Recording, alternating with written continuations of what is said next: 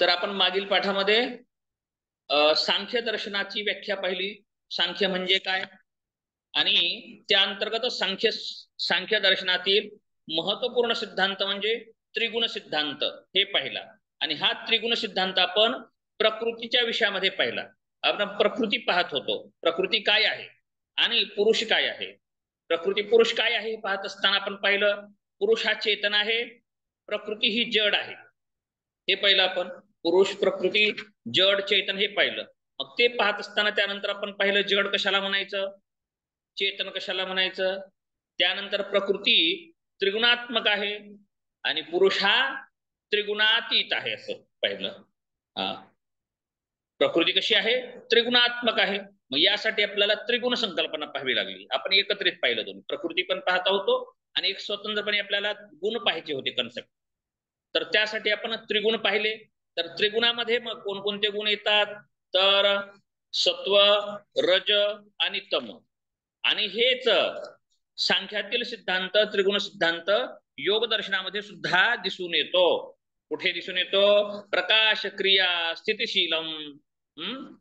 असं आहे ना, प्रकाश क्रिया स्थितिशीलम भूतेंद्रियात्मकम भोगापवर्गार्थम दृश्यम. प्रकृतीलाच काय म्हटलेलं आहे, दृश्य असं सांगितलं. आणि ही प्रकृती एक आहे, पुरुष हे नाना आहेत आपण पाहिलं. त्यानंतर त्रिगुणाचं गुण पाहिले कसे होते. सत्वगुण कसा आहे, प्रकाश म्हणजे ज्ञानस्वरूप, सर्व नाही पाहिजे. आता रजस हा क्रियाशील ते पाहिलं आणि तमोगुण हा स्थितिशील म्हणजे प्रकाश, क्रिया आणि स्थिती हे तीनही आवश्यक आहेत. आपण असं पाहिलं व्यवहारामध्ये.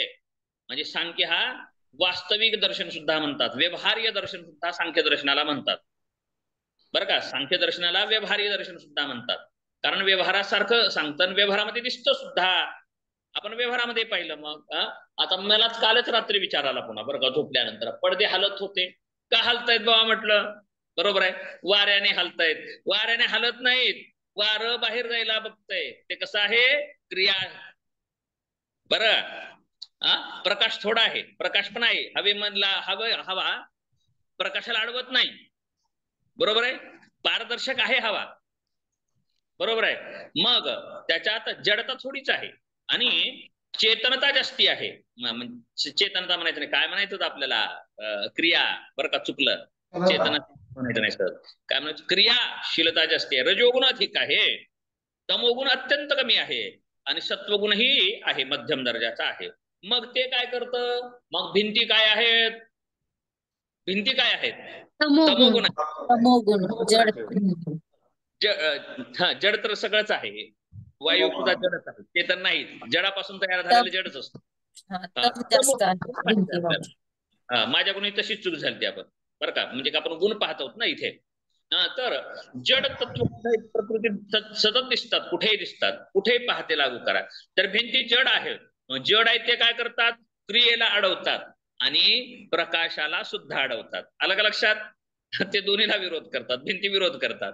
बरोबर आहे. आणि वायू पाहिजेच आहे ना, पण खिडक्या केलेल्या आहेत. खिडक्या कशासाठी केलेल्या आहेत, सत्वगुण पण पाहिजे, प्रकाश पाहिजे आणि कधी कधी वायू पाहिजे यासाठी. आणि आकाश पण आहे घरामध्ये, रूम मध्ये आकाश पण आहे विद्यमान. आकाश काय करत आहे म्हणूनच आपल्याला फिरता येतं. भिंतीमध्ये जाता येतं का आपल्याला, जाता येत नाही, कारण ते तमगुण आहे. ते अडवतं आणि आवरण घालतं. आणखी गुण पाहिले लागू करा बघा तुम्ही, परत भिंत पलीकडचं दिसू पण देत नाही. आवरण शक्ती आहे का नाही तिच्याकडे. तमगुणाकडे काय आहे, आवरण आहे, ते पलीकडचं दिसू देत नाही. परंतु काच कसं म्हटलं आपण, प्रकाशशील आहे तो, म्हणजे सत्वगुण प्रधान आहे सत्वगुण. व्यवहारामध्ये. मग ते पलीकडचं दाखवतो. बरोबर आहे, पण क्रिया नाही त्याच्याकडे, पण काच अडवतो. परंतु तरी पण तो रजालाही अडवतो आणि तमाला पण अडवतो. बरोबर आहे का. मग ते तसे गुणाने सापडतात. मग पडदे का हलालेत म्हणलं, पडदे तम आहे बाबा, त्यांच्यामध्ये तम आहे, पडदे पातळ आहेत. त्यामुळं सात्विकता आहे, परंतु कमी सात्विकता, पण भिंतीपेक्षा अधिक आहे. सत्वगुण त्यांच्यामध्ये भिंतीपेक्षा अधिक आहे. भिंतीपेक्षा अधिक सत्वगुण आहे, परंतु हवेपेक्षा मात्र तमगुण, हवेपेक्षा कमी आहे सत्वगुण. बरोबर आहे, भिंतीपेक्षा जास्त आहे सत्वगुण, परंतु हवेपेक्षा कमी आहे सत्वगुण. आणि तमोगुणाविषयी पाहायचं, भिंतीपेक्षा कमी आहे तमोगुण, कारण भिंत वाऱ्याला जाऊच देत नाही काही पण केलं तर, भिंत वाऱ्याला काहीच प्रतिक्रिया करू शकत नाही, बरोबर आहे. परंतु परंतु पडद्याला वायू परिणाम करते, मग तरी पण तमोगुण काही पडद्याचा थांबत नाही, पडदा हलतो, हलतो म्हणजे काय, वाऱ्याला इकडे ढकलतो, वारा तिकडे ढकलतो, मला बाहेर जाऊ दे, ते म्हणतं मी जाऊ देत नाही, म्हणून हलतं. क्रिया करते म्हणजे, म्हणून कोणतीच क्रिया शरीरामध्ये, बरोबर आहे. आता दिसत वा वा माहिती आहे, सगळं माहिती आहे, परंतु क्रियाच करावं वाटत नाही, मग क्रिया करावी वाटत, नुसतं जाणतोय मी, ध्यान करा, हे तमोगुण असतो तिथे मग, किंवा सत्वगुण असतं, तम आणि सत्वाचं असतं ध्यानामध्ये. पण तेच नाही का, ते काहीतरी कुठे व्हायचं वाद, कारण मी सहज बोलतोय बरं, चिंतन करून बोलत नाही, त्यामुळे सहज व्हायचं काहीतरी, कोणी म्हणतील आणखी ध्यान करणारे कोणी नाहीत आपल्या वर्गात, नाहीतर खूप खूप ध्यान करणारे लय असतात लोक, ध्यान करणारे मग लय भयानक त्रास देतात. ध्यान करणारे खरंच बरं का, दरवर्षी आहेत ध्यान करणारे, लयच त्रास देतात, कळत काहीच नाही, लय अपाट रट्ट असतात. तसं काही नाही, म्हणून चांगल्या गोष्टी काय म्हणतोय ते. तर असं होतं, त्रिगुण काय सांगत होतो, व्यवहार्य दर्शन. कशासाठी सांगितलं मी हे, व्यवहार्य दर्शन. आपण गाडीचं पण उदाहरण घेतलं होतं, काचातून आपण मागचे काच, बाहेरचे काच, पुढचे काच, काचातून काय करतो, पाहतो, काच अडवत नाही, पाहतो. आणि काय करतो, गाडी स्पीड, गाडीचे चाक स्पीड घेतात आणि रोड का प्रतिकार करतो, बरोबर आहे. आणि ब्रेक सुद्धा आपण करतो, म्हणजे काहीही कार्य करण्यासाठी प्रकाश क्रिया आणि स्थितीची आवश्यकता आहे. कार्य कोणत्या विना एका गुणावर काही चालत नाही, एका गुणावर काही चालत नाही, म्हणून प्रकृतीची किती लीला आहे पहा, खरंच किती लीला आहे तर हे निर्मितीमध्ये. तर एक विचारायचं होतं, ठीक बोला. काळाला गुण कसे लागू होतात, काल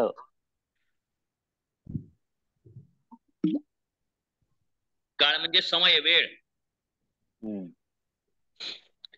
काळ हे कसलं तत्व आहे, जैन दर्शनामध्ये सांगितलंय, अनास्तिक आहे, अस्तिक आहे, अनास्तिक आहे ना सर, बरोबर आहे. हा. परंतु परिणाम करणार आहे, आलं लक्षात, हा सगळे त्याला नाही, परंतु त्याला तत्व मानलंय, मात्र वैशिष्टिकामध्ये सुद्धा आहे, वैशिष्टिकामध्ये सुद्धा येतं ते, परंतु त्याचं काय आहे, परंतु काळ वस्तूवरती प्रभाव टाकतो, म्हणून काळाला तत्व मानले, परंतु ते तत्व अनास्तिक आहे, विद्यमान तत्व नाही, बरोबर आहे.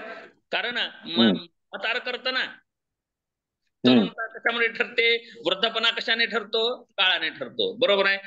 झाडाविषयी लहान मोठं काय काय जे आहे ते कशावरती ठरतं, काळाने मोजमापाला हे होतं, परंतु ते आस्तिक आहे नाही, ते अनास्तिक आहे, बरोबर आहे. काळ सूक्ष्म आहे, म्हणून कसं आहे पहा, न्याय दर्शनात येईल तुम्हाला ते बहुतेक. आता प्रमेय सुरू होणार आहेत आपले, एक सूत्र झालं तर दुपारी चालू ना आपलं, तर आज झालं नाही आपला क्लास, उद्या झाल्यानंतर ते येईल आपल्याला तिथे. तर तिथे पंचमहाभूत, त्यानंतर दिक, काल आहे का नाही, दिशा, काळ हे तत्व येतात, कारण सूक्ष्म आहेत ते आणखी, म्हणजे पंचमहाभूत हे स्थूल आहेत, सूक्ष्म तत्वामध्ये त्याचं केलेलं आपण तिथे पाहूयात परत. तर काय सांगत होतो, तर कालाला ह्या तत्वात पाहिजे होतं, सत्वरजतमामध्ये पाहिजे होतं तुम्हाला, असं का, काळ तत्वच नाही, दृश्य आहे का काळ, दृश्यात येत नाही, बरोबर आहे, पण परिणाम करतो, म्हणून जैनांनी घेतलं. मग जैनांची सुद्धा तत्वमीमांसा, वस्तुमीमांसा नाही, काय मीमांसा, तत्वमीमांसा नाही, वस्तुमीमांसा,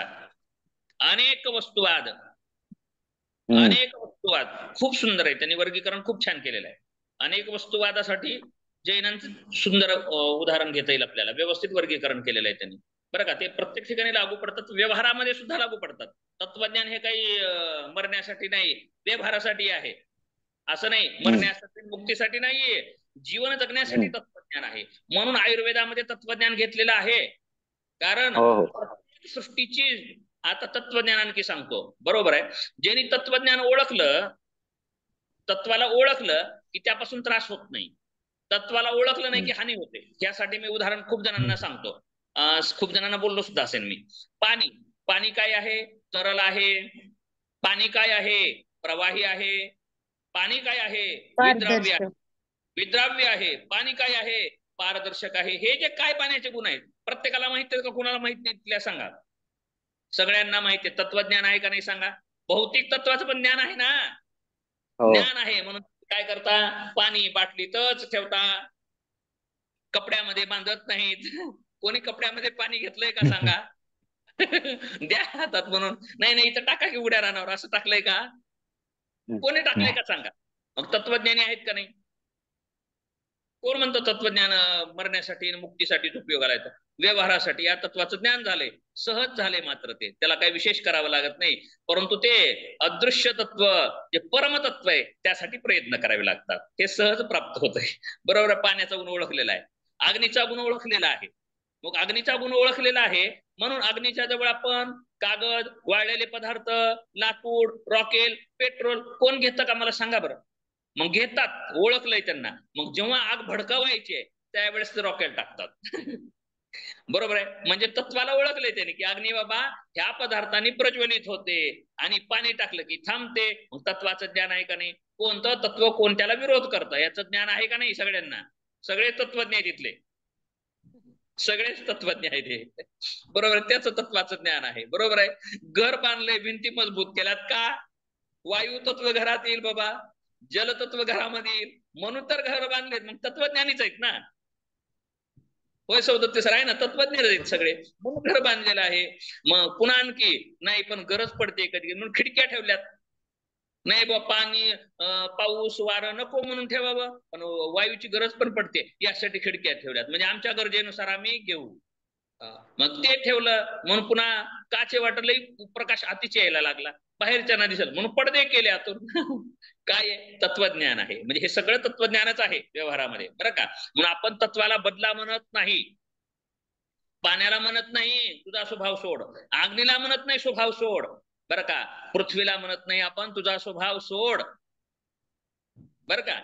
मग आपण काय करतो? आपण आपला स्वभाव सोडतो आणि त्यांचा उपयोग करून घेतो, बरं का. आणि ज्यांनी असा हट्ट करतात ते फसतात. तुझा स्वभाव सोड, मी नाही सोडणार. तर असं नाही करायला पाहिजे. आपण तत्वाचं ज्ञान करून घेतलं पाहिजे आणि त्यांचा व्यवहारामध्ये लागू केलं पाहिजे, तर आनंद आहे. तत्व आपल्याला काहीच करत नाही, बरं का.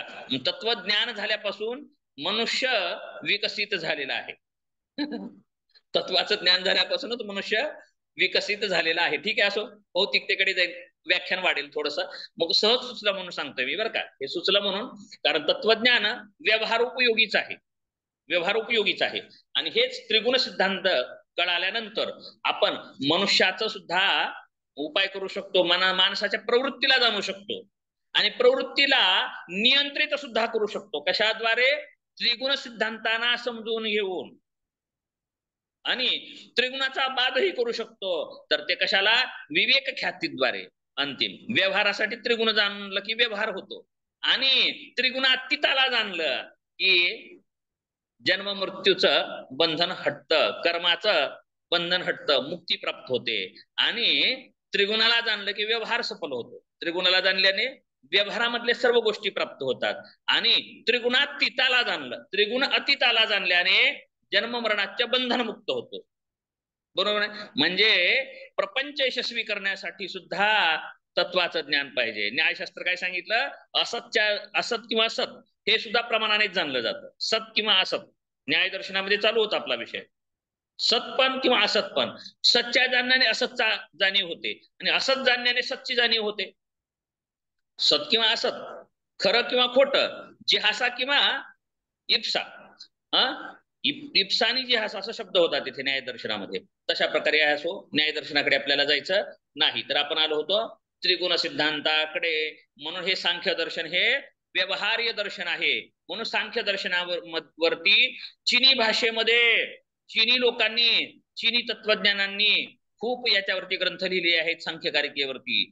पाश्चिमात्य म्हणजे वेस्टर्न या लोकांनी सुद्धा सांख्य दर्शनाचे खूप भाष्य केलेले आहेत, लिहिलेले आहेत अगदी प्राचीन काळापासून, बरं का. आणि तिथूनच त्यांनी हे तत्वज्ञान त्यांचं विकसित केलेलं आहे, बरं का. म्हणजे इथलंच निहून होलसेल घेतलंय आणि किरकोळ विकत आहेत भारतातल्यांनाच. परत इंग्रज काय करायचे? इथंच कापूस पिकवायला व्हायचे, आणि कापूस इंग्लंडला न्यायचे, आणि कापड महागाने विकायचे. बरोबर आहे, असंच करायचे ना. प्रक्रिया करून ठरवून आपण विकायचं, इथूनच घ्यायचे कच्चा माल आणि तिकडून विकायचे मूल्य वाढवून. तसं योगाचं पण झालेलं आहे, योगाचं पण असंच झालेलं आहे. आणि इथलेच लोक पण घेऊन ये ना, इथल्या लोकांनी घेऊन ये ना पण विकत. इथले लोक तिकडच्यांना विचारतात, हे अमेरिकेत शोध लागला, ह्याच्यात शोध लागला. बाहेरच्या लोकांनी म्हणले की इकडच्यांना शहाणपण सुचतं, इथल्यानी म्हणल्याला आठवत नाही बरं का. नाही खरं वाटत नाही, हे असं झालेलं आहे. कारण इथून मात्र त्यांना कळालं इथल्या लोकांना इथल्याची किंमत नाही, इथल्या लोकांना इथल्या वस्तूची किंमत नाही, म्हणून ते इथून कसं नेतात, सहज नेतात. काय म्हणतात, इथून कसं नेतात, फुकट नेतात. इथून वस्तू कशा नेतात, तुझं आहे तुझं पाशी, आणि तुझं आहे तुझं पाशी परी तू जागा चुकलाशी. काय म्हणलात, घरची म्हातारी झिपरी तसं म्हणतात ते सर. आपलंच आहे पण आपल्याला मूल्य नाहीये आपल्याच गोष्टींचं. हो, म्हणून इथं भावच नाही ना, जिथं पिकतं तिथं विकत नाही, हे एक म्हण आहे आणखी. जिथं जे वस्तू तुझं आहे पिकतात तुझं पाशी परी तू जागा चुकलाशी. हा, तुझे आहे तुझं पाशी परी तू जागा चुकलाशी. आणखी नाही, जिथं पिकतंय तिथं विकत नाही, बरोबर आहे. मन परंतु विकतात मात्र इंग्रज हुशार आहेत बाहेरचे, इथून नेतात पण हीच इथं पिकत नाही. कापूस नेऊन कापड विकतं मात्र, कापूस इथून नेतात आणि कापड आणून विकतात. तसं तत्वज्ञान इथूनच नेतात, फिजिक्स इथून नेतात, केमिस्ट्री बायोलॉजी सगळे इथूनच नेतात. इथून नेतात आणि रंगरूप लावून पॅकिंग मध्ये आणून देतात, बरोबर आहे. शेतकऱ्याकडून वस्तू विकत घ्यायची, डब्यात हे करायचे, स्टिकर लावायचं आणि जास्त किमतीने विकायची, असं काम झालं हे, बरोबर आहे. पण किती काही किंमत असावी त्याची, खूप किंमत आणखी. पण घ्यावे कोण, तिकडच्याने घ्यावं ना, पण इथले घेतात, हे कमाल आहे. एवढे इथले की इथली वस्तू बेभाव विकतात आणि तिथली वस्तू पुन्हा अनेक किमतीने तोंडा करून असं विस्तारून ज्ञान सांगतात, त्यांच्या गोष्टी सांगतात, असं करतात. हे वैगुण्य आहे. सांगितलं सांख्यकारिकेच्या विषयामध्ये मी बोललो होतो अगोदर गेल्या सत्रामध्ये की सांख्यकारिकेवरचे किती ग्रंथ घेतलेत तिकडे पहा, किती लेखन केलेलं आहे.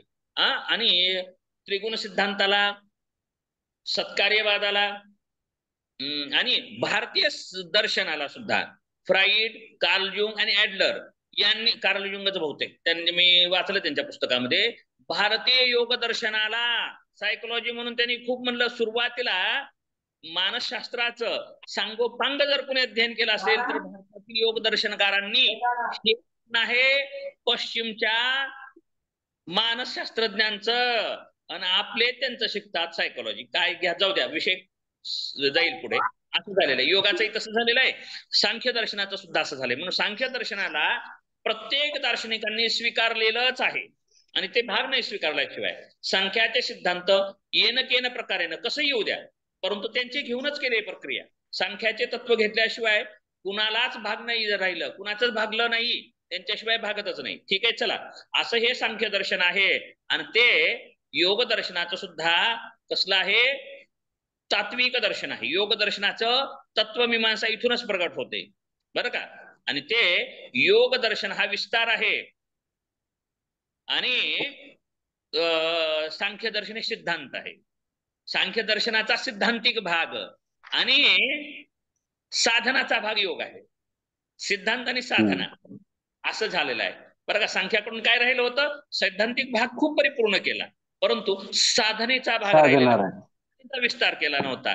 ते पतंजलींनी इथे तात्विक भाग थोडासा घेतला आणि साधनेचा भाग विस्ताराने केला. अलग लक्षात, म्हणजे रिसर्च अगोदरपासून होत आलेले आहेत. संख्यावरती रिसर्च करून योग दर्शन तयार झालेलं आहे.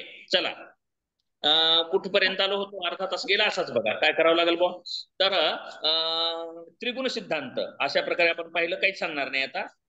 त्रिगुणातीत आहे, कसं कसं सांगत होतो परत सांगा. आता काल सांगत होते ना प्रकृती पुरुषाचे गुण, तर तिसरा सांगा आता गुण, तमोगुण. तमोगुण नाही हो, आता गुण झालेच ना. गुण नाही, सगळे गुण झालेत, गुण संपलं, विसरलं. निर्गुण, विवेकी, विषयी, असामान्य, चेतन, अप्रसवधर्मी, जीव. पाहत होतो मी काल. काय म्हणलं होतं आपण, पुरुष आणि प्रकृतीचे तत्व पाहत आहोत, गुण पाहत आहोत, लक्षण पाहत आहोत, स्वभाव पाहत आहोत, जे काय आहे ते. तर ते पाहत असताना आपण पाहिलं होतं, तर त्यामध्ये चेतन आणि जड पाहिलं. चेतन कशाला म्हणायचं, जड कशाला म्हणायचं, हे पाहिलं आपण. म्हणजे दोन्ही एकत्रित समजून घेत आहोत. आणि ते दोन्ही समजून घेत असतानाच त्रिगुणातीत आणि त्रिगुण कशी आहे, त्रिगुणातीत आणि त्रिगुणात्मक, हा शब्द त्रिगुणात्मक. त्रिगुणात्मक म्हणजे जो केंद्र त्रिगुणच आहे.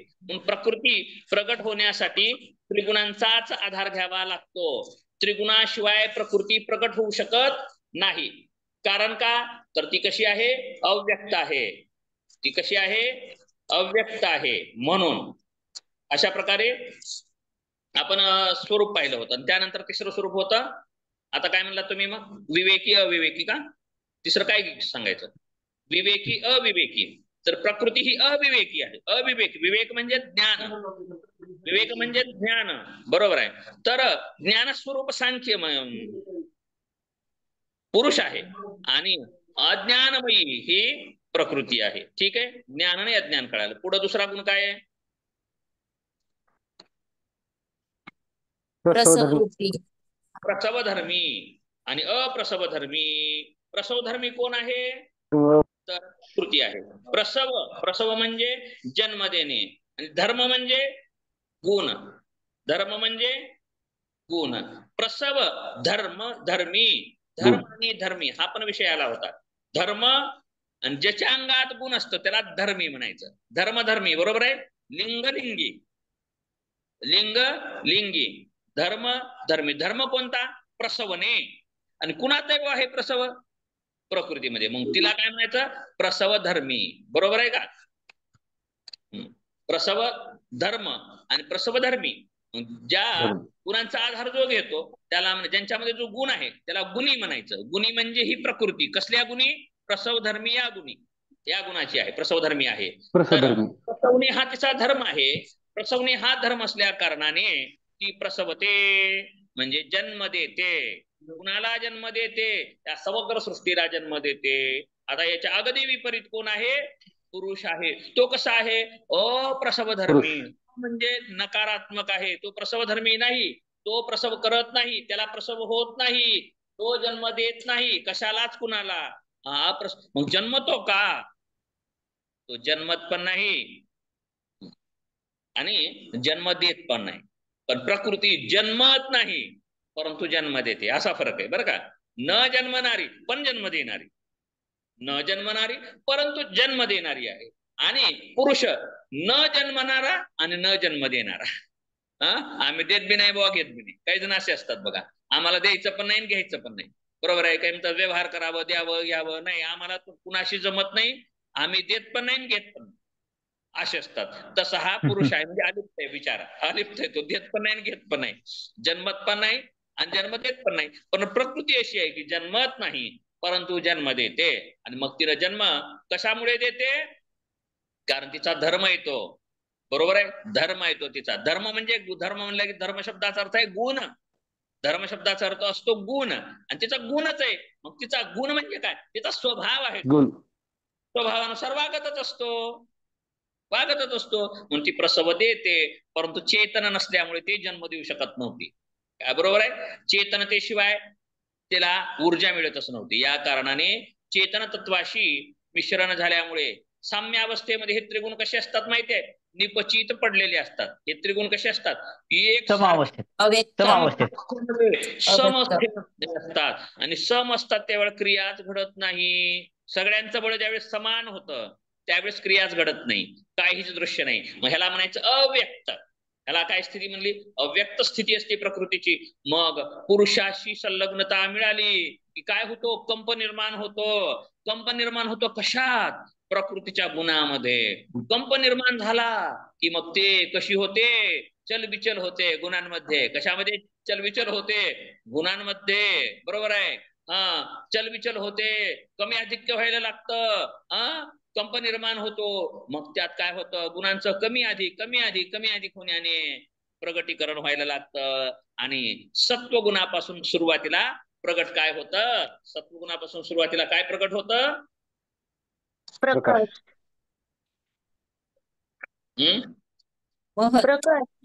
महत. महत.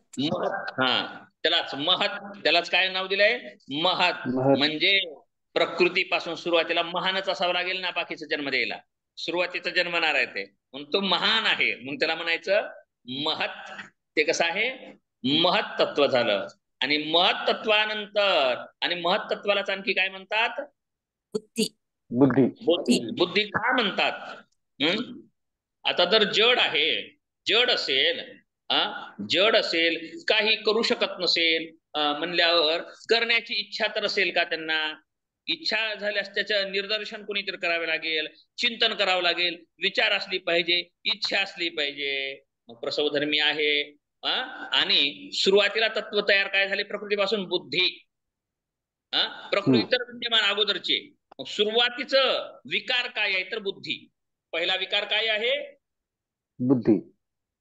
पहिला विकार काय आहे? तर बुद्धी. म्हणजे प्रकृती विकार नाहीये, प्रकृतीच आहे, तो विकृती नाही, म्हणजे विकार नाही झाला, कारण ती जन्मलेली नाही. जन्म झालेला विकार. विकार शब्दाचा अर्थ कळाला? विकार म्हणजे जन्म झालेला. मग पुरुष पण जन्म झालेला नव्हता आणि जन्म दिलेला पण नव्हता. आणि प्रकृती न प्रकृती न विकृती. पुरुष न झाला. प्रकृती न विकृती. पुरुष झाला तसा, न प्रकृती न विकृती, पुरुष झाला तो. आणि प्रकृती ही नुसती प्रकृती आहे, प्रकृतीच आहे. प्रकृती म्हणजे जन्म देणारी आहे, न जन्मलेली असं आहे. मग आता विकृती कोण झाली? पहिली विकृती झाली, ते म्हणजेच बुद्धी. बुद्धी म्हणल्यानंतर काय असतं? निर्णय क्षमता असते. आलं का लक्षात सर? निर्णय क्षमता असते. तिथे गुण कोणता असतो? सत्वगुण असतो. सत्वगुण कसा? मग त्यामध्ये सर परत मग ती क्रियाशील झाला तर तो राजसिक होईल ना. सत्वगुण कसा आहे? प्रकाशशील, लघु प्रकाशक, प्रकाशशील आहे. ज्ञानमय. काय?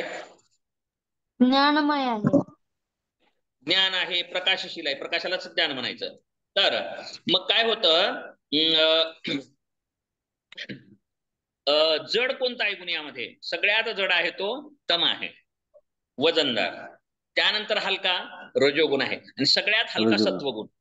मग ही जी हालचाल होते ना, हालचाल होते त्यावेळेस वर उठतो कोण? सुरुवातीला वर उठतो कोण? सत्वच ना, तो हलका आहे. सत्व उठतो, सगळ्यात हलका आहे. हलका लक्षात. मग हलका असल्या कारणाने उठतो. बरं का, लेडीज मध्ये पण सांगणं नाही आवश्यक, अवघड होईल. संख्यामध्ये सांगायला पाहिजे, कारिकेच्या वेळेस इथे नाही पाहिजे. ठीक आहे. मग आज ते खूप सुंदर दिले बरं का कारिकेमध्ये, विवरण खूप विस्तृत दिलेलं आहे. याचं डीप मध्ये विस्तृत वर्णन आहे. सत्व अगोदर प्रगट होतो म्हणजे त्याच्याकडे कसं आहे? प्रकाशशील, आवरण ठेवत नाही. मग प्रतिबिंब पडणार आहे काचेसारखं, पाण्यासारखं, बिंब प्रतिबिंब. मग पुरुषाचं प्रतिबिंब पडलं की बिचाऱ्यामध्ये. आलं का लक्षात? पहिल्या विकृतीमध्ये आपल्याला कैवल्य पदात कळतंय ते बघा. कैवल्य पदामध्ये हा विषय येणार आहे सांख्याचा. असं म्हणजे पुरुष चेतन भाषित व्हायला लागते बुद्धी. कारण का? तर ती चेतन तत्वाच्या अगदी जवळची आहे. त्या कारणाने आपण बुद्धीलाच चेतन समजायला लागतो. बरोबर आहे? कैवल्य पदात पाहिले आपण ते चेतन समजायला लागतो. कारण का? तर बुद्धी सगळ्यात जवळची आणि तो सात्विक आहे. आणि सात्विक म्हणजे काय? काचेसारखं. सत्वगुण सांगितलं काचेसारखं, स्फटिकासारखं. ती स्फटिकासारखी आहे. मग ती स्फटिकाचा गुण असा आहे की कोणतंही कापड ठेवा त्याच्या बाजूला ते तसंच दिसायला लागतं. बरोबर आहे ना? काचेला कसं होतं? काचेच्या बाजूने जो कागद लावू आपण तशी काच दिसायला, काळी काच, पिवळी काच, लाल काच, हिरवी काच, निळी काच. मग त्याच्याजवळ जे येईल तसं भासायला लागतं. मग बुद्धी कधी जड भासायला लागते, प्रकृती स्वरूप भासायला लागते, कधी चेतन स्वरूप भासायला लागते. मग ती स्वतःला चेतन समजायला लागते. कारण चेतन त्याचे प्रकटीकरण व्हायला लागतं, वाटायला लागतं, भासायला लागतं. ठीक आहे, चला आपल्याला पुढे जायचंय. भासायला लागतं. पुढे काय झालं मग? त्यापासून अहंकार तत्व प्रगट झालं. बरोबर आहे? अहंकार तत्व झालं. आणि अहंकार तत्व कसं आहे? तिन्ही गुणांनी युक्त आला आता. बरं का? मग त्यामध्ये पुन्हा विभाजन पडतं. आपण केलेलं आहे अगोदर. सात्विक अहंकार, राजसिक अहंकार, तामसिक अहंकार. विस्तृत नाही घेणार. चला आपलं झालंय तिथे. पाहिजे त्यांनी सांख्य कारिकेमध्ये या. सांख्य कारिकेचा पाठ चालू असेल त्यावेळेस उपस्थित राहा. ज्यांना व्यवस्थित करायचे त्यांना तिथे पाहूत आपण. ठीक आहे? तर मग काय झालं? अहंकार, बुद्धीपासून अहंकार. तत्वमीमांसा पण पाहायला लागलो बरं का, ते पण आहे ना. परत सत्कार्यवाद पण पाहत होते आताच. म्हणून काहीच वेगळं करण्याची गरज नाही. कळालेला लई आपट करावं लागत नाही. काय जणांना वाटतं सत्कार्यवाद वेगळी कन्सेप्ट आहे. बरं काय? 25 तत्व वेगळे आहेत, त्रिगुण वेगळंच आहे, पुरुष प्रकृती वेगळंच अभ्यास करावा लागल. बरोबर आहे का? आता केवढा अभ्यास? काहीच नाही अभ्यास. बरोबर आहे? याच्यातच सत्कार्यवाद आहे, याच्यामध्ये त्रिगुण सिद्धांत आहेत, यातच पुरुष प्रकृती आहे. 24 मध्ये सगळंच येतंय ना. बरोबर आहे ना? काय राहिलं मला तर काहीच वाटलं नाही बा. पण अवघड वाटत असेल कुणाला, आता इथले चेहरे अवघड वाटायला म्हणा ना गेले, इथले काही समोरचे काही अवघड वाटायला काहीच म्हणणार, हे काही म्हणत येणार. आणि अवघड वाटायला ते कुणाला माहितीये ते सांगत म्हणत, कुणाला माहिती आता काय सांगावं. अवघड वाटल्यावर मी समजावून सांगेन त्यांच्या पद्धतीनं. मग कळाल्यावर एक बोलत नाही, एक न कळाल्यावर बोलत नाही, ह्या दोन्ही पण गोष्टी आहेत. एक कळाल्यावर व्यक्ती यस म्हणतो म्हणजे काहीच म्हणत नाही, प्रश्न विचारत नाही. एक कळाल्यावर प्रश्न विचारत नाही आणि एक न कळाल्यावर एक प्रश्न विचारत नाही. दोन्ही पण गोष्टी आहेत. मग काय कळायचं, विचारत नाहीत म्हणजे दोन्ही अर्थ असू शकतो, दोन्हीपैकी एक. ठीक आहे, मधला अर्थ नसतो. तर ठीक आहे, काय म्हणत होतो मग, तर सुरू झाला अहंकार आला. मग बुद्धी हे निर्णय घेणारी आहे, बरोबर आहे? बुद्धी ही निर्णय घेणारी आहे. बुद्धी म्हणजे चित्तवृत्ती तिथून तयार होतात, बरं का? बुद्धी चैतन्य भासायला लागते, आपण पाहिले तिथे. आणि त्यापासून पहिली आता बुद्धी काय आहे, प्रकृती आणि विकृती आहे. मात्र आता ठोसर सरांना कळालं, प्रकृती विकृती कोण आहे? पहिलं प्रकृती विकृती बुद्धी आहे. प्रकृती विकृती आलं लक्षात? हा, प्रकृती म्हणजे जन्म देणार, जन्म घेते आणि जन्म देते. विकृती म्हणजे जन्म देणार. न प्रकृती न विकृती पुरुष, नुसती प्रकृती प्रकृती. आणि तिसरा जे तत्व झाला होता प्रगट प्रकृतीपासून, कारण प्रकृती कशी आहे, प्रसवधर्मी. मग प्रसव झाली, मग तिच्यापासून ती विकृती नाही पण प्रकृती आहे. मग ती प्रकृतीने विकृतीला जन्म दिला. पण पहिली विकृती जन्माला आली बुद्धी. कारण कशापासून आली? गुणांपासून. गुणाशिवाय कार्य घडत नाही, गुणांशिवाय कार्य घडत नाही, बरं का? मग काय झालं, सत्वगुण प्रगट झाला. परंतु तो काय झाला, त्यानंतर त्याची क्रियाशीलता वाढली.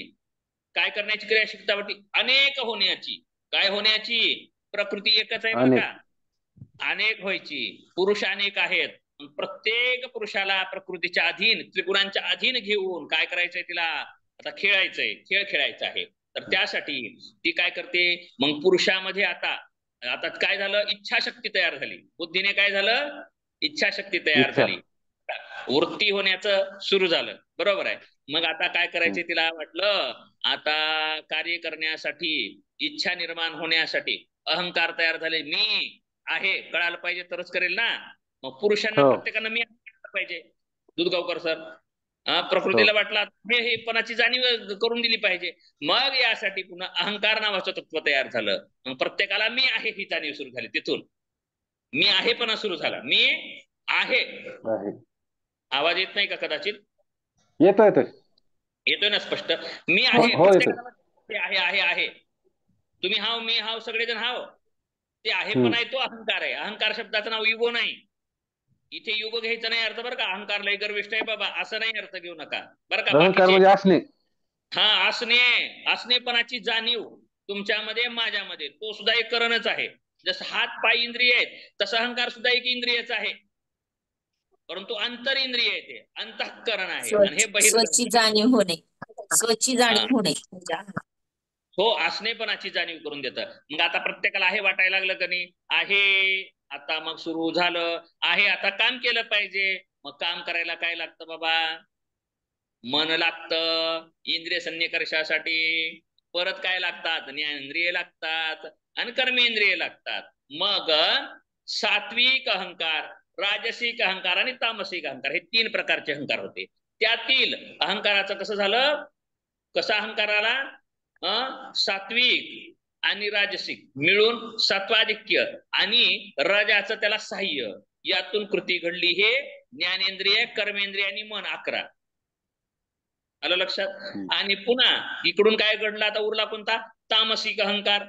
तामसिक अहंकाराला जोड, बरोबर आहे? म्हणले काय, इकडून काय दिले? इंद्रिय दिले. इंद्रियाला खाद्य द्यावं लागेल का नाही? त्यांचे विषय द्यावे लागतील का नाही? भोग देण्यासाठी जड पदार्थ असले पाहिजेत का नाही? निर्जीव पदार्थ असायला पाहिजेत का नाही सर? निर्जीव पण पाहिजेत. कुठून निर्माण झालेत? प्रकृतीपासूनच. मग प्रकृतीने एक सजीव सृष्टी तयार केली, एकीकडे निर्जीव सृष्टी तयार केली. निर्जीव सृष्टी तमाधिक्याने केली. तमाधिक्याने. सत्व नाही असा अर्थ नाही, सत्व पण आहे पण तमाधिक्य असतं. निर्जीव पदार्थामध्ये काय असतं? तमाधिक्य असतं.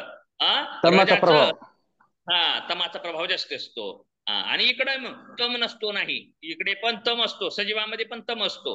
परंतु सात्विकता राजसिकता असते. आलं लक्षात?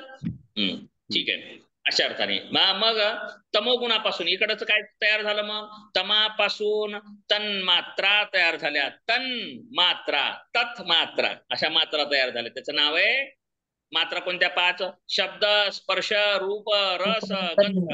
हे पण सांगितलंय बघा. कशापासून काय आणि कसं कसं तयार झालं हे मी तिथे सांगितलंय बरं. ते बघा लिहिलेलं वाटलं तर. आणि त्या पंचतन्मात्रांनी त्यांची पंचमहाभूत तयार केली. पंचमहाभूते तयार केली. आणि पंचमहाभूते शब्दाचं कोणतं, स्पर्शाचं कोणतं सांगितलंय आपण लिहिलेलं आहे. ते वाचून घ्या परत एकदा. पंचमहाभूत झाले. पंचमहाभूत म्हणजे काय? पृथ्वी, पाशी सर, पृथ्वी, जल, वायू, अग्नी आणि आकाश हे आहेत, विद्यमान आहेत ना. 5च तत्वाने सृष्टी आहे सगळी. निर्जीव सृष्टी अशीच आहे. आता सजीव सृष्टी, सजीव सृष्टीचा जो शरीराचा भाग आहे तर तो पंचभौतिकच आहे. हा शरीराचा जो भाग आहे तो पंचभौतिक आहे का? हो. म्हणजे तमोगुणाने बनलेला आहे. आणि हे पंचभौतिक सुद्धा सत्वरजतम मिश्रितच आहे. हे बनलं, जाऊ द्या. आणि त्यानंतर मग हे क्रियाशीलता येण्यासाठी यामध्ये 5 ज्ञानेंद्रिय आणि काम करण्यासाठी कर्मेंद्रिय आली.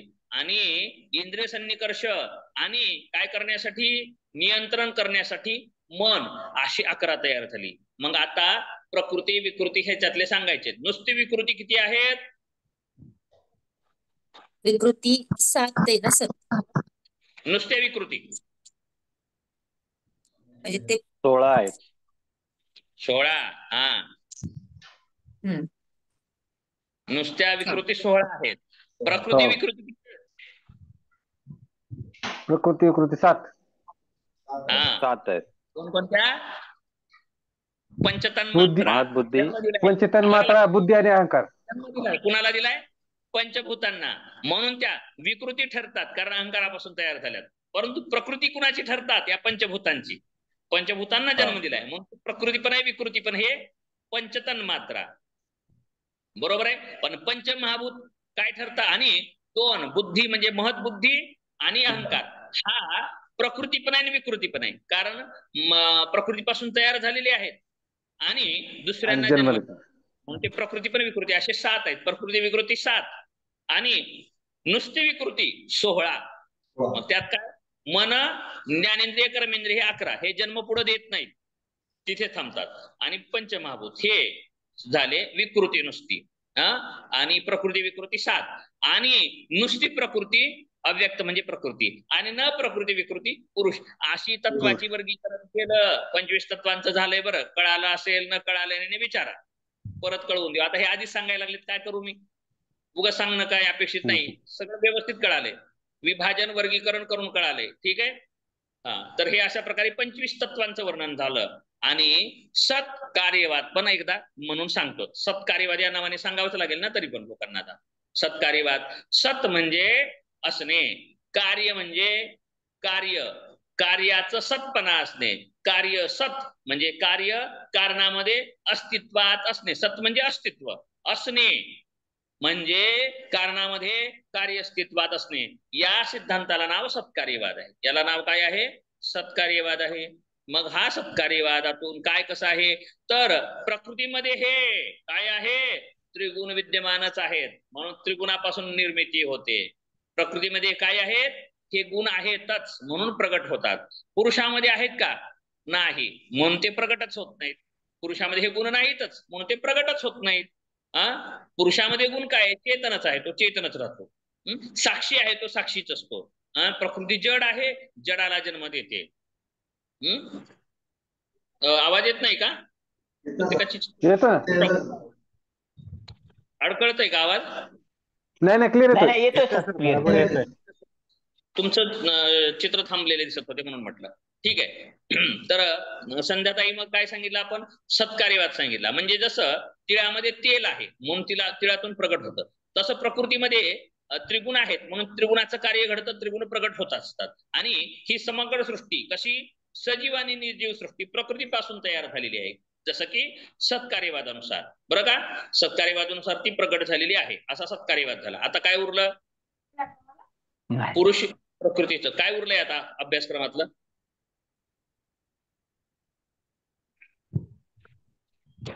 कैवल्य फक्त राहिले सर. प्रकृती झालं, पुरुष झालं, कन्सेप्ट झालं, क्रिएशन. क्रिएशन क्रिएशन हा सत्कार्यवाद आणि कैवल्य. सत्कार्यवाद पण झाला, आता कैवल्य. आता कैवल्य कैवल्य पण सत्कार्यवादातूनच सृष्टी झाली. सर्ग पण तोच आहे, क्रिएशन पण तोच. सत्कार्यवादच आहे ना. सत्कार्यवाद हा. कारणातून काय निर्माण झालं म्हणजेच सर्ग झालं, म्हणजेच सृष्टी तयार झाली ना. सृष्टी प्रक्रिया तेच आहे, क्रिएशन. आलं लक्षात? तर मग आता काय उरलं? कैवल्यच उरलंय फक्त. कैवल्य. कैवल्य कारण की काही गुण राहिलेच सांगायचे प्रकृतीचे: विवेकी, अविवेकी, प्रसवधर्मी, अप्रसवधर्मी, त्रिगुणात्मक, अत्रिगुणात्मक, त्रिगुणातीत, आणखी काय, जड, चैतन्य. झालं, विषय बस झाला, एवढाच झालं. ते गुण पण झाले. आता कैवल्य पाहायचंय आपल्याला. आता कैवल्य पाहायचं आहे. तर कैवल्य काय आहे? कैवल्य आधी सुरू सर्ग कळाला तर कैवल्य कळेल. कैवल्य कळेल. तर आता मग ही निर्जीव सृष्टी झालेली तयार, तन्मात्रा आणि पंचमहाभूत हे सृष्टीत आहेत का? पंचमहाभूत व्यवहारात सांगतोय बरं, ठोसर बदल आज काय करणार, व्यवहारात सापेक्ष सांगतोय. आता व्यवहारासारखं सांगतोय, बरोबर. निर्जीव सृष्टी आहे का? शब्द निघतो, स्पर्श जाणवतो या पदार्थांचा. शब्द, स्पर्श, रूप, रस, गंध आहे प्रत्येकामध्ये. पंचमहाभूत आहेत, मात्रा आहेत. आणि त्या तन्मात्राची जाणीव होते का आपल्याला? शब्दाची कुठे होते? वाणीने शब्द.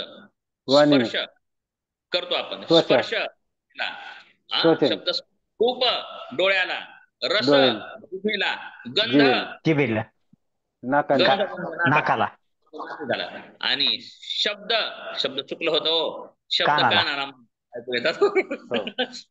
शब्द कानाला, शब्द जिभेला म्हणलं होतं काय की मी अगोदर.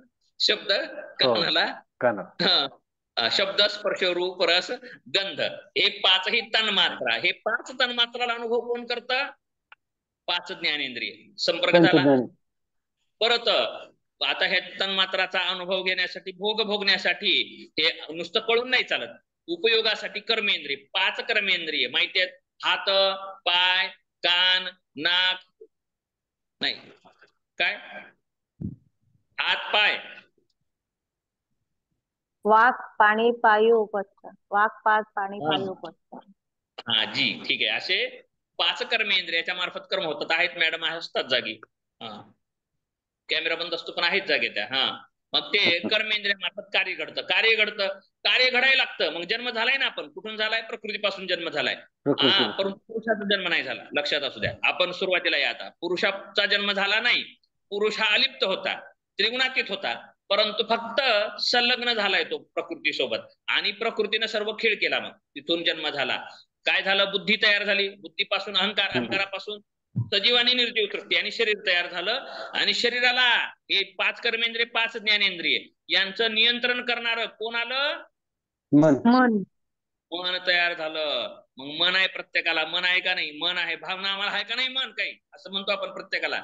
आम्हाला पण रडू येत, आम्हाला पण दुःख होतं. आम्हाला मन आहे का नाही? काही का तुलाच आहे असं म्हणतात का नाही? आम्हाला पण दुःख होतं असं म्हणतो आपण. म्हणजे मन आहे आपल्याला. मग मन आहे का नाही? निर्जीवाला मन नाही मात्र, बरं का. पंचमहाभूत जे निर्जीव आहे, दगड, धोंडे, पाणी, ह्याला मन नाही. मग ते काही म्हणत नाही. आपल्याला मन आहे, बरोबर आहे. मग निर्जीव सृष्टी, सजीव सृष्टी प्रकृतीपासूनच आहे ना. आणि निर्जीवाचा भोग घेतोय, आणि ज्यातून कार्य चालत आहे, भोग होत आहे, भोग घेत आहे. प्रकृती काय करत आहे? भोग देत आहे पुरुषाला. कशाचा भोग देत आहे? या प्रकृतीच्या गुणांचा आनंद घ्या. या प्रकृतीच्या गुणांचा ती आनंद देत आहे. क्षरला सागर, गंगा उभी मिळे, आपणची खेळे आपणाशी. म्हणून हे लीला आहे. त्याला वेदांतामध्ये चिदविलास म्हटलेलं आहे. सृष्टीला चिदविलास म्हटलंय. चित्तत्वाचा विलास आहे, बरं का सर. तिथं अद्वैत वेदांतात सांगितलं होतं बघा मी. वेदांत मोक्ष सांगत असताना, जीवनमुक्त सांगत असताना संध्याताई चित्तत्वाचा विलास म्हणलंय. परंतु इथं चित्तत्वाचा विलास नाही, हे प्रकृती विलास आहे. प्रकृतीचा खेळ आहे हे निर्माण केलेला. आणि प्रकृती काय करते? पुरुषाला हा भोग देत आहे. पण भोग देते कधीपर्यंत देते? तो रमलेला भोग देते. आता काय झालं? पुरुष चैतन्याचं प्रतिबिंब पडलं बुद्धीमध्ये. पुरुष चैतन्याचं प्रतिबिंब पडलं कुठे? बुद्धीमध्ये. आणि बुद्धी भासायला लागते. बुद्धी कशी आहे? स्फटिकासारखी, सत्व प्रधान असल्या कारणाने चेतन भासायला लागली की मग स्वतःला काय वाटतं? बुद्धी आहे. नाही, बुद्धी नाही. बुद्धीपासून खाली आलो ना आपण. इथं पुढे जायचंय आता, खालून वरी जायचंय आता, बरं का. उलट जायचंय संध्याताई. आता कैवल्याकडे चाललोय आपण, विसराय नकोय. आपण कैवल्याकडे जातो. आता क्रिएशन केलं आपण, वरून खाली आलो आपण, आता खालून वरी जायचे, हलकं होत जायचे ना सत्वगुणाकडे, बरोबर आहे. तर त्यासाठी मग काय झालं, ही प्रकृती भोग तर कळाले ना आपल्याला, भोग कळाले, भोग घडतात, कर्म घडतात कर्मेंद्रियाद्वारे, चिंतन घडतं, मनन घडतं मनाद्वारे इत्यादी, बरोबर आहे. कार्य घडतं, विषयाचा विचार केला जातो, विषय डोळ्याने विषय भोग घेतो का नाही, कानाने डोळ्याने नाकाने भोग घेतो. मग भोग आणि फल, आता हे पाहूयात कसं होतं. कर्मेंद्रियाने कर्म घडतात, मनानेही काही कर्म घडतात. मग कर्म घडल्या कारणाने कर्माचं काय निर्माण होतं, फल निर्माण होतं. फल मग कसे असतात, कर्म कसे असतात, मिश्रित असतात. कर्माचे 3 प्रकार, पाप, पुण्य आणि मिश्र कर्म. त्या तिन्ही कर्मामुळे काय घडतं, फल सुद्धा मिश्रच. पापाचं फल पाप फल प्राप्त होतं, म्हणजे वाईट परिस्थिती. पुण्याचं फळ शुभ परिस्थिती, आणि मिश्र फळाचं मिश्र परिस्थिती, असं आपल्याला प्राप्त होतं फल. आणि परत वासनाही तयार होतात, जे आपण कर्म करत राहतो त्या कर्माचे संस्कार कुठे राहतात, चित्तामध्ये. चित्त कुठं, मनाला चित्त म्हटलेलं आहे बघा. मन जे अहंकारापासून जे मन तयार झालंय ते मन 2 प्रकारे आहे. एक मनाला चित्त म्हणायचं आणि एकाला मन म्हणायचं. चित्त म्हणजे साठा ठेवतं, त्याचं नाव मन आहे बरं का. जे साठवणूक करतं त्याचं नाव काय आहे, चित्त. कशाची साठवणूक करतं, संस्कारांची, व्यसनांची, जे आपल्याला स्वभाव पडलेला आहे ते स्वभाव संस्कार. काय करावं नाही करावं म्हणता पण सवयच पडली आहे, बरोबर आहे. जीवनी वाटतं पण जेवायचा स्वभावच झालेला आहे, बरोबर आहे. निवांत बसावं म्हणता, बोलू नये म्हणता पण बोलायचं स्वभावच लागलाय, असं आपण म्हणतो ना स्वभाव. तसं जन्मण्याचा स्वभाव, मरणाच्या भीतीचा स्वभाव, बरोबर आहे. मी आहे हे जाणण्याचा स्वभाव कधीपासून पडलाय माहितीये, कधीपासून बनलाय, ज्यावेळेस हे सर्ग झालेला आहे. आपण ज्या प्रत्येकामध्ये जे पुरुषत्व आहे, जेव्हा प्रकृतीशी संलग्न झालं तेव्हापासून स्वभाव पडलेला आहे. आणि ह्याला काय नाव दिलंय, संस्कार, बरोबर आहे. हे संस्कार चित्तामध्ये साठलेले आहेत. आणि संस्कारच नाही नुसतं, फल पण साठलेलं आहे. फल सांगितलं, फल सुद्धा साठलेलं आहे. त्यामुळं काय होतं, आपण कर्म करतो, मृत्यूला पावतो. मृत्यूला पावल्यानंतर काय संपत हो, काय संपत, शरीर इंद्रिये मन आणि भौतिक शरीर संपत. जळलं जातं, पुरलं जातं, काहीतरी होतं, बरोबर आहे. पुरलं तर कुजून जातं, आणि जळलं तर पण त्या तत्वामध्ये मिसळून जातं. राग बनते ती पृथ्वी तत्वामध्ये मिसळते, जड भाग. काही वायू तत्वामध्ये मिसळतो, काही अग्नीमध्ये मिसळतो, सगळं होतं ना. मग ते संपलं. मग उरतं काय, संस्कार आणि फल उरतात. आणि ते कुठे साठलेले असतात, सूक्ष्म तत्वामध्ये, चित्तामध्ये साठलेले असतात. आणि हेच चित्त घेऊन कुठं जातं, कर्मफलानुसार सती मोले तद्विपाको जाती आयुर्भोगा, पुढचा जन्म. हा, मग ते प्राप्त होतं. मग काय होतं, पाप फल असेल तर वाईट घरी जन्माला येतो, किंवा हे योनीमध्ये पण इतर जात असतात. आपण कशाला योनी फिनी सांगायचं नाही, आपल्याला मनुष्य जन्माला येतो. मग तिथे पण जन्म झाला की रडतो, पुन्हा लहान मोठा होत होत होत होत येतो, माझे आई वडील म्हणतो, बरोबर आहे. पुन्हा आणि तो विसरतो, कशाला विसरतो, पूर्वीच्या शरीराला विसरतो. परंतु संस्कार त्यात विद्यमान असतात. कोणते, माझेपणाचे संस्कार, मीपणाचे संस्कार, वासनेचे संस्कार, क्रियाशीलतेचे संस्कार, संसार करण्याचे संस्कार. म्हणून माणसाला संसार करायचं शिकवावं लागत नाही. तुम्हाला सांगतो, माणूस म्हणजे बाई आपण, बरं का. सगळेजण अनेक जन्मामध्ये संसारच करत आलेले आहेत. त्यामुळे संस्कार शिकवावाच लागत नाही, कारण अनेक जन्मामध्ये हेच करत आल्या कारणाने त्याला संस्कार पडलेले असतात संसाराचे. त्यामुळे तो हे करतच राहतो. परंतु तो हे करत असल्या कारणाने फलातून परत जन्म, जन्मातून फल, वासनेतून प्रवृत्ती होते, बरं का. पण वासना पण राहिले एक सांगायचं. वासनेतून काय होतात, प्रवृत्ती निर्माण होते. प्रवृत्ती कशी होते, सुख प्रवृत्ती, वाईट कर्माकडे सत्कर्माकडे प्रवृत्ती होते, बरोबर आहे. असं प्रवृत्ती होते वासनेतून, इच्छाशक्ती वासनेतून तयार होते, आणि कर्म घडायला लागतं, आणि कर्माचं फल मिळायला लागतं. कळालंय ना, अवघड नाही ना जाईना. फास्ट बोलायला का थोडं मी, नाही कळते. हा, असं घडायला लागलं, जन्म मरण घडायला लागलं. मग जेवढे जास्त जन्म मरण झाले तेवढे जास्त संस्कार झाले. हो, कैवल्यपादात सांगितलं जाणार आहे, जेवढे जन्म झाले तेवढे संस्कार आहेत त्याच्यावरती. आता मग कधी कुत्र्याच्या जन्माला जातो, कुत्र्याच्या जन्माला गेलं की कुत्र्याचे संस्कार उगम पावतात तिथे, शरीर कोणतं प्राप्त झालं? पंचभौतिक शरीर कुत्र्याचं. मग माणूस होतो आठवत नाही, परंतु कुत्र्याच्या जन्मात गेलं की कुत्र्यासारखाच वागतो आणि त्याला कुत्रीच आवडते, त्याला आपले पिलेच आवडतात, मनुष्य काही आवडत नाहीत त्याला. बरोबर आहे? असं गुण घेतो. कधी तो गाढव होतो, गाढवासारखा वागतो. बरोबर आहे? परत मनुष्य होतो, अनेक जन्मानंतर मनुष्य होतो, परत मनुष्य होतो. मग कधी कधी अमेरिकेमध्ये जन्म घेतो, तिकडचे संस्कार तिथे उगम पावतात, तिथला मनुष्य म्हणून जगतो. कधी महाराष्ट्रात येतो, कधी आफ्रिकेमध्ये जन्म घेतो. हे का सांगायला लागलो माहितीये का? दुधगावकर सरांना माहितीये, कैवल्यपादाच्या वेळेस हे कळणार आहे म्हणून मी उगा इथं बोलायला लागलो. कारण कैवल्यपाद माहितीये मला म्हणून इथे हे बोलायला लागलो मी. कैवल्यपादात पतंजली सांगणार आहेत हे. नाही, व्यास भाष्यामध्ये सांगणार आहेत व्यासजी. व्यास भाष्यामध्ये सांगतात. दुधगावकर सर आहेत का? सौदत्ती सर पण होते कैवल्यपादाला. आहे कैवल्यपादात होतात ना. हा विषय आलाय. काय सांगितलं? कित्येक जन्म असू द्या, मग कालांतराचाही प्रभाव पडत नाही संस्कार प्रगट होण्यामध्ये, आणि देशाचाही प्रभाव पडत नाही. म्हणजे पर्वतीय प्रदेशात जन्म झालता, किनारपट्टीत जन्म झालता, कोकणात, मराठवाड्यातच झालता, आफ्रिकेत झालता, ऑस्ट्रेलियामध्ये झालता, कुठं पण होऊ द्या, त्यावेळेस ते संस्कार उगम होतात. ते पतंजली सांगणार आहेत पुढे आपल्याला कैवल्यपादामध्ये. मग मनामध्ये ते उगम होतात, ते करायला लागतो आपण. आलं का लक्षात? मनामध्ये ह्या गोष्टी आलेल्याच असतात, म्हणजे चित्तामध्ये, आणि त्यानुसार आपलं घडत आलेलं आहे. मग आता काय झालं? कंटाळा आला, कशाने? पुण्यकर्म झालं, सत्प्रवृत्ती व्हायला लागली, त्याला वाटलं आता काय केलं पाहिजे? योगामध्ये यावं. योगामध्ये सांगितलं योगच चित्तवृत्ती निरोध. योगाद्वारे चित्तवृत्तीचा निरोध करायचा आहे, तर संख्याने सुद्धा सांगितलं आहे. मग संख्याने काय सांगितलंय? मोक्षाचा मार्ग ज्ञानान मोक्ष, ज्ञानान मोक्ष. ज्ञानातूनच मोक्ष प्राप्त होतो. म्हणजे अपवर्ग वगैरे कुठून प्राप्त होतो? ज्ञानातून. ज्ञानातून प्राप्त होतो म्हटलं. मग ज्ञानातून मोक्ष प्राप्त होतो. मग ज्ञान कशाचं? पुरुष प्रकृती वेगळेपणाचं ज्ञान. मग ते ज्ञानाचा मार्ग सांगितला. मग इथे चित्तवृत्ती निरोध सांगितला. मग पतंजलीने खूप साधनेचा विस्तार केलेला आहे. मग चित्तवृत्ती निरोध होते. चित्त आपण काय व्हायला लागतं? स्वतःला आतातून मला माहित नाही पुरुष कसा आहे, आपल्याला माहित नाही, कुणालाच माहिती नाही मी कसा आहे हे माहितीये का? पुरुष तत्वाची जाणीव आहे का कुणाला? नाही. म्हणजे विवेक ख्याती नाही, पुरुष ख्याती नाही, सम्यक ख्याती नाही. म्हणजे आपली कशी ख्याती आहे? विपरीत ख्याती. आपली ख्याती काय आहे? विपरीत. विपरीत ख्याती. विपरीत ख्याती म्हणजे माहित नसलेली. विपरीत ज्ञान, विपरीत ज्ञान, उलट ज्ञान, उलट उलट उलट ज्ञान. उलट म्हणजे काय? तर मी चेतन आहे तर जड शरीर समजतो. आलं का लक्षात? मी साक्षी आहे तर तो कर्ता समजतो. आलं का लक्षात? असा गोष्टी घडायला लागतात. मग ते घडायला लागतं कारण अनेक जन्माचे संस्कार आहेत ना. बरोबर आहे? मग ज्ञान झाल्यानंतर काय होतं? मग तो ज्ञानाकडे, तो स्वतःला काय समजतो?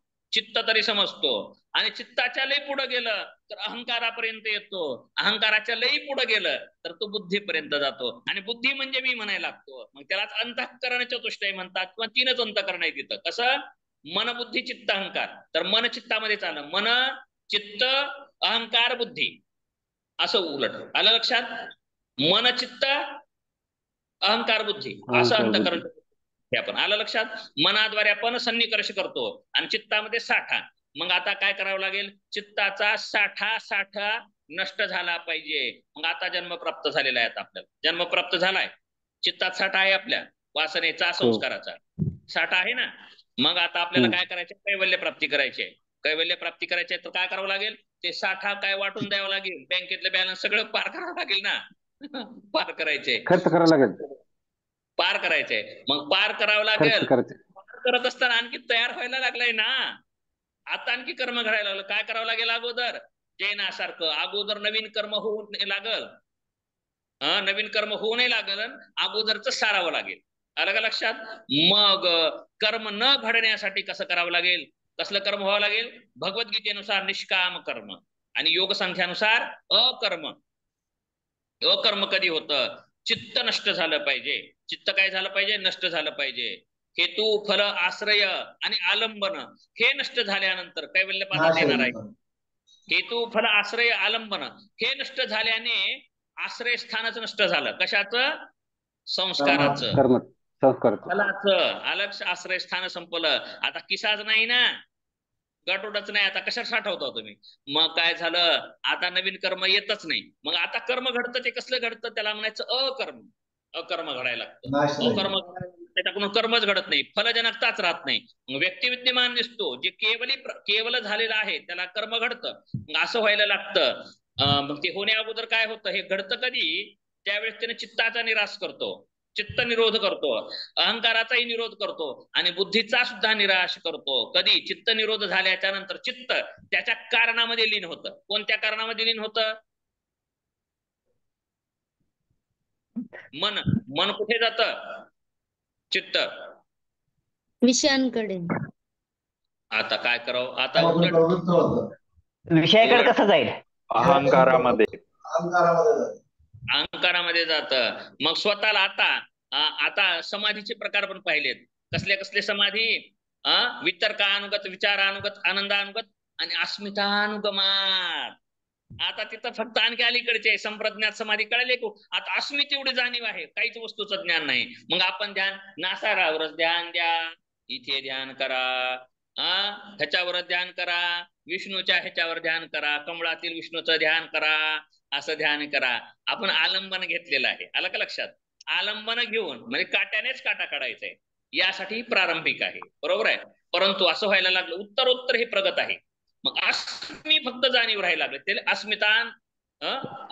अस्मितानुगत समाधी संप्रज्ञात मधली राहायला लागते तिथे समाधी. बरोबर आहे, आलं का लक्षात? लिंक लागली का कुडके सरांना? कुडके सरांना लिंक लागली का? आपल्याला हे कळेल, जाऊ विस्तार करण्यात येणार आहे. कुठे? योग दर्शनामध्ये येणारच आहे ते. मग ते काय झालं, आलं का लक्षात? कसली आधी क्रमाने सांगूयात. वितर्कानुगत, विचारानुगत, आनंदानुगत आणि अस्मितानुगत. म्हणजे अहंकार. अहंकाराचे कशाचं जन्मस्थान आहे? मग तिथे सगळं संपलं. मग अस्मीची जाणीव आहे फक्त आता. अस्मीपणाची जाणीव आहे. ध्येय उरलेलं नाही पुढे, फक्त ते ध्याताच उरलेला आहे, एकच उरलेला आहे, असं झालं. मग अस्मी सुद्धा, अस्मीची जाणीव होते त्याला बुद्धीमुळे, बरोबर. अस्मी मी आहे वाटायला लागतं. परंतु तो काय सांगायला लागतो? मी चेतन आहे वाटायला लागतं. आणि तो बुद्धीपर्यंत जातो, बुद्धी चैतन्य भाषित व्हायला लागतं त्याला.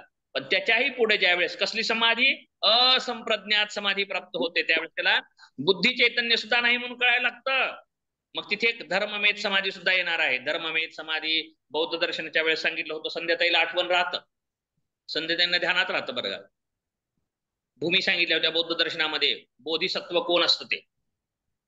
धर्ममेध समाधी प्राप्त झालेली असती, त्यांना बोधिसत्व म्हणतात. तर असा हा योगी असंप्रज्ञात समाधीला ज्यावेळेस प्राप्त होतो आणि त्यानंतर धर्ममेध समाधी प्राप्त होते, त्यावेळेस काय होतं त्याला? विवेक ख्याती. कारण कारणामध्ये कारण. आता अहंकार कशामध्ये विलीन झाला? त्याचं कारण काय आहे? बुद्धी. महत्बुद्धी मध्ये विलीन झाला. आणि महत्बुद्धी आता काय करते माहितीये का? प्रकृतीचा एक स्वभाव आहे, सांगितलं आपण. ज्या वेळेस पुरुष कशाला ओळखतो? स्वस्वरूपाला ओळखतो, त्यावेळेस ती काय करते? मोक्ष देते, त्याला भोग देत नाही.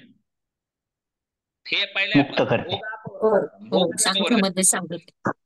मग ज्या वेळेस पुरुषाला स्वतःच ज्ञान झालं, आता त्याला मी पुरुष आहे कळालं, म्हणजे चेतन आहे कळालं, आणि प्रकृती भिन्न आहे कळालं, म्हणजे दुःखाचं कारण कळालं, त्यावेळेस प्रकृतीने साथ सोडते आणि तो पुरुष काय होतो? टाकून देते. आजाद केले तुला म्हणते आणि सोडून देते. मग बरं का, पाखराला सोडून देते. सोडून दिलो तो एकटा होतो. एकटा म्हणजे कसा? केवल होतो. तो काय होतो?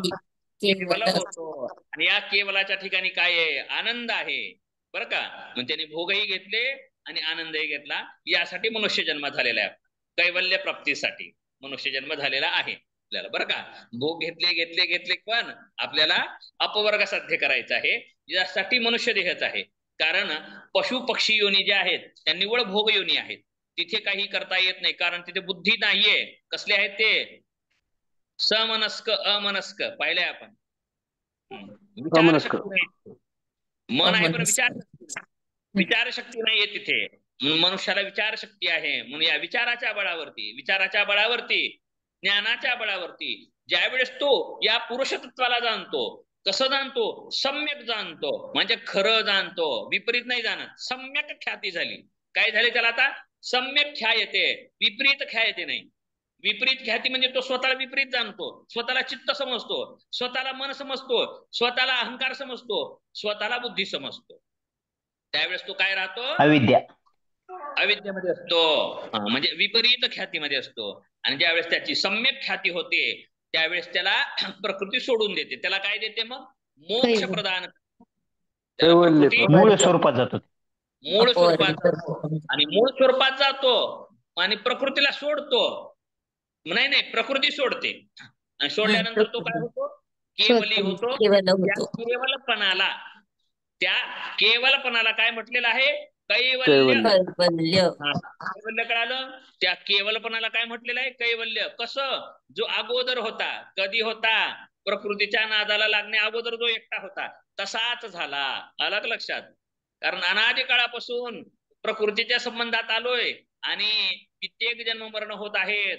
किती वेळा यावे जन्मा, नित्य व्हावे फजित. प्रत्येक जन्माला यायला लागलो बरं का. घर बांधायचं, लेकरं बाळ सगळं करायचं आणि घरातून बाहेर नेऊन जाळतात लगे.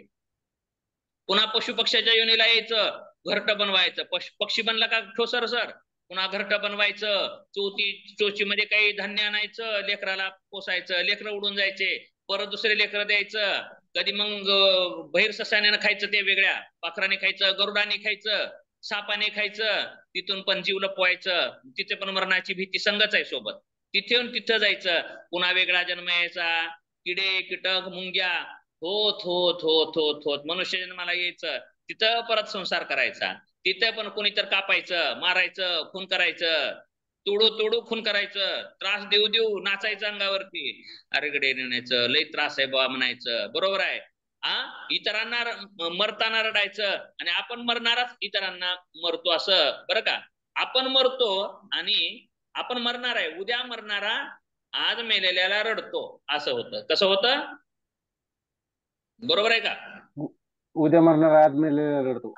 यासाठी तुकोबाराय म्हणतात, माया मोह जाळी होतो सापडला, पर्या विठ्ठला कृपा आली, काढोनी बाहेर ठेविलो निराळा वेगळा ठेवलो, कवतुक डोळा दाखविले. म्हणजे सम्यक ख्याती. ईश्वर कृपेने ज्ञान होतं तत्वाचं. मग काय म्हणतात? कौतुक मला दाखवलं हे आणि मला वेगळं केलं, निराळं करून ठेवलं. नाचे उडे माया करी कवतुक, नाशवंत सुखे साच केली. त्या मायेनं या प्रकृतीनं नाचवलं, उड्या मारल्या, लय कौतुक केलं. कुठं कौतुक वाटलं, कुठं नाचायला लावली, कुठं त्रास दिलं. असं कळत नाशवंत सुखामध्ये मी आयुष्य घालवलं. परंतु देवाने काय केलं? मला काढोनी बाहेरी ठेविलो निराळा, कवतुक डोळा दाखविले. आणि मग म्हणतात, आणि काय केलं? रडे खुंदे दुःखे कुटीतील माथा, एकाशी रडता तेही मरे. काय केलंय आयुष्यामध्ये येऊन अत्यंत? रडतो, आज रडतो, कुणाला कोणतर मेलाय म्हणून. आणि तू नाही का मरणार? आज मेलेल्याला उद्या मरणारा रडतोय. कमाल आहे का? मरणाऱ्यालाच मरणारा रडतोय. हे कौतुक आहे. रडतोय कोण? रडतोय न मरणाऱ्यानं रडाव की, मरणारा मेलेल्याला रडतो. हे कौतुक आहे. परंतु म्हणतात तुकोबाराय नाही, मला ज्ञान झालं, डोळ्याला मी पाहिलं. काय पाहिलं? स्वरूप पाहिलं. आणि त्यामुळे स्वरूप पाहिल्या कारणाने मी काय झालो? काढोनी बाहेर ठेविलो निराळा. निराळा म्हणजे वेगळा. मला वेगळं केलं प्रकृतीपासून, माईपासून वेगळं केलं आणि कौतुक डोळा दाखविले. मला या प्रकृतीचं लीला पण दाखवली, किती फंदात पाडते, आणि मला मुक्त सुद्धा केलं म्हणतात. म्हणून अशा प्रकारचं एकाशी रडता तोही मरे. एकाला रडतोय ना आपणही मरतोय उद्या, अशा प्रकारची स्थिती आहे. आणि अशा जन्मात आलो, वेगवेगळ्या जन्मात गेलो आपण, जन्म मरण करत करत मग मनुष्य व्हायचं. मनुष्याचे संस्कार जागे व्हायचे. परत असेच बघा, आणखी आणखी जन्म आठवा. आता पुन्हा हरण झालो. आता सांगतो, डिस्कव्हरीवर पाहिलेलं बघा, ॲनिमल प्लॅनेट काहीतरी एक चॅनल आहे, खूप भयंकर दाखवतं हरणाला. बाबा बाबा, तिथेही हरणी पिल्याला जन्म देते, माझ्या पिल्याला मारू नको म्हणते, प्रेम असतं तिचं. बरोबर, पिल्यालाही खाते. 4-5 भाग येतात, इकडून इकडून इकडून वडतात. भयंकर, बघा वाटत नाही. मग वाटतं आपण रडतो, अरे रे रे रे अरे तूच आहेस ते, दुसऱ्याला कशाला रडतोय? तुझंही ते रडणाऱ्याच आहे ते, दुःख वाटणाऱ्याच आहे ते. जर दुःख वाटत असेल तर काय कर? निघ बाजूला. जर दुःख वाटत असेल तर मरणाचं खंडन कर. कारण याच मनुष्य देहामध्ये या जन्म मरणाचं खंडन करता येतं. जर हा मनुष्य देह जर सुटला रे सुटला पुन्हा कधीच बुद्धी नाही तुला हे सुचणार. मग किती एक एक योनी कोटी कोटी फेरा मग लागे वारा मनुष्य देहा. बर का, अशा अनेक योनीमध्ये जाऊन आल्यानंतर मनुष्य देहाला यावं लागतं. आणि मनुष्य देहाला आल्यानंतर सुद्धा अध्यात्म बुद्धी होत नाही. बुद्धी काय होते? लेकर, संसार. आणि ही इमारत सोडून जातोय, खोपे सोडलेत, खोप्या इमारतीत काय फरक आहे? पुन्हा उंदीर होतो, बीळ करतो कोरून कोरून कोरून कोरून. मुंगी होतो, वारुळ करतो तयार. असं करत करत लय आले लय करत करत आलेला आहे. असं संस्काराचा गाठोडं घेत घेत घेत घेत येलंय. मग या जन्मामध्ये जर कैवल्य प्राप्त करायचं असेल तर गाठोडं रिकाम करावं लागेल. आणि ते गाठोडं कसं निकवांत होईल? तर मोह सोडावं लागेल. माया मोह जाळी होतो सापडला. जाळं कसं असतं माहितीये? विणलेलं असं एक आडवं असतं, एक उभं असतं. एक असतं मायेचं, दुसरं असतं मोहाचं. माया मोह माया मोह माया मोह असं असं असं असं विणलेलं आहे. बरोबर आहे. आणि या जाळ्यामध्ये अडकलेला आहे. मासा कसा अडकतो तसा हा मनुष्य प्राणी अडकलेला आहे. मग ते जाळं तोडावं लागेल. कशाचं? मायेचं. आणि मोहाचं जाळं तोडलं की मग तो आझाद होतो पक्षी. मग त्यासाठीच हा मनुष्य देह प्राप्त झालेला आहे. आणि त्याचसाठी हे सगळे दर्शनकार झालेत, ग्रंथकार झालेत, तत्वज्ञ झालेत, तत्वविचारक झालेले, तत्वचिंतक झालेले आहेत. आणि त्यांनी मनुष्यालाच हे दिलेलं आहे. आणि मनुष्य देहामध्ये सार्थक काय करणं आहे? तर कैवल्य प्राप्ती करणं आहे. तर त्यासाठी कैवल्य सांगितलेलं आहे. कैवल्य कसं आहे कळालं? तर मुक्ती आहे. कशापासून मुक्ती? जन्म मरणापासून मुक्ती. कैवल्य म्हणजे काय? मोहमायापासून, दुःखापासून. कैवल्य म्हणजे काय? कैवल्य म्हणजे काय? त्रिविध तापाची मुक्ती. कैवल्य म्हणजे काय? मायेत मोहपाशापासून मुक्ती. कैवल्य म्हणजे काय? प्रकृतीचा संबंध विच्छेद. प्रकृती म्हणजे काय? आनंद. प्रकृती नाही, कैवल्य म्हणजे. कैवल्य म्हणजे आनंद, परमानंदाची स्थिती. कैवल्य म्हणजे स्वात्मसुखाचा आनंद. कैवल्य म्हणजे काय? परमानंद. अशी स्थिती म्हणजेच कैवल्य होय. तिथे दुःखाचा लवलेशही राहत नाही. जेच काय सांगितलंय? निर्वाण सांगितलेलं आहे. बौद्ध दर्शनात निर्वाण सांगितलं, वेदांतामध्ये मुक्ती सांगितली, जीवनमुक्ती सांगितली. तीच जीवनमुक्ती इथे कैवल्याने प्राप्त होते. आणि प्राप्तीसाठी आपल्याला वेगवेगळे मार्ग करायचे आहेत, वेगवेगळी साधना करायची आहे. आणि आपल्याला वेगळी न करता योग साधना करायची आहे. योग साधना. आणि ती योग साधना आपल्याला पतंजली सांगणार आहे. ठीक आहे. कैवल्य नाही, सांख्याचं काय राहिले आपला सिद्धांत दादा?